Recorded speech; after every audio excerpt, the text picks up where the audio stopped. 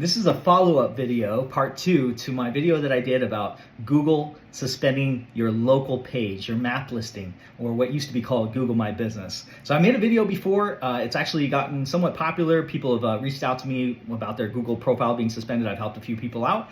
And so I want to make a follow-up with some more information in regards to what some strategies are to reinstating your profile. Now, Google doesn't give you any information. You could Google search and try to find it, and look at their help forums. They don't tell you exactly why they suspended it or what you need to do to reinstate it. So in this video, I'm going to give you some other strategies of things that you might want to think about. So one of the first things that we want to talk about is, what is your Gmail account being used on? Because what can cause your profile to get suspended is if you use your Gmail account, the one that you created that profile with, on other websites, like to log into them. You're authorizing it to do other logins.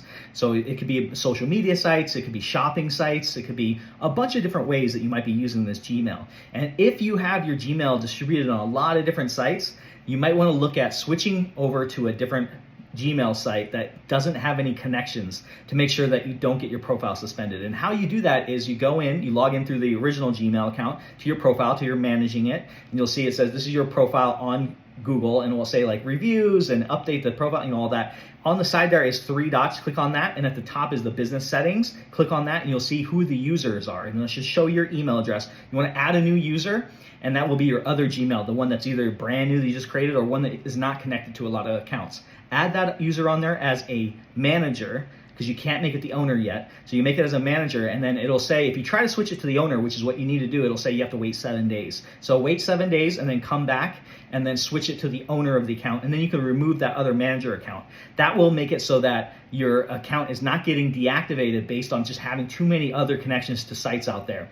And that's just part of their algorithm. Sometimes I think they think it's a security threat or something like that, and they will just automatically deactivate your profile if you have too many connections with other sites out there. So that's one thing to think about. The other thing to think about is when you're filling out the reinstatement form, there's a big box there that you can tell them why you want to reinstate your profile. Don't just, in my first video, I talked about, just letting them know that it's, oh, my business is still active, yada, yada. What I want to update that with is, what you need to do is fill out the max characters there and tell them, go into a sob story. Tell them about how important the business is to you, how you started it, how you feed your family with it, how important it is, how you help customers out, maybe some customer stories.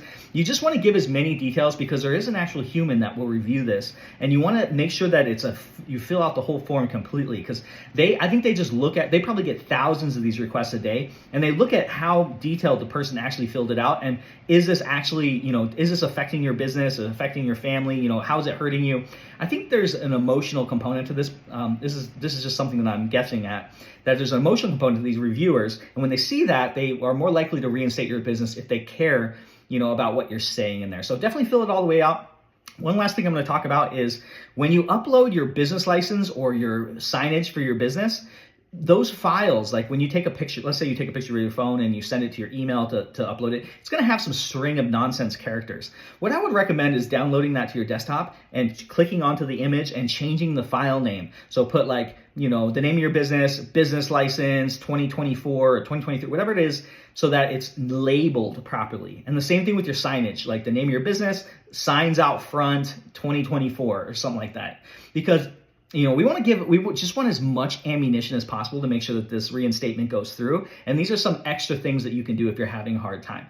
And if you've gone through all these different steps and you're still not figuring it out, or it's just an absolute nightmare to deal with, and I know this is for a lot of customers that I work with, you can certainly reach out to me. I will be glad to help you out. My number's on my profile. You can comment down below, and I'll be glad to help you get this reinstated. So best of luck. I know you can get it done.